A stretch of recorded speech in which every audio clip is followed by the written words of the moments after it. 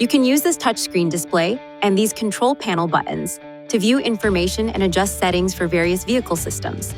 Touch this icon to display the quick settings screen. The launch bar can be used to access the home screen, audio to play media sources, phone, or apps. Touch an item in the launch bar to switch screens. Swipe the screen right or left to view additional menu screens. These screens are customizable to include your preferred widgets. To customize the home menu screen, touch and hold one of the widgets. Touch Add, then select the information you'd like displayed. Touch Save. Touch this icon to customize additional settings.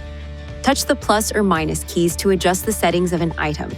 To return to the previous screen, touch this key. Some functions cannot be operated while you are driving. They will be grayed out or muted on the screen.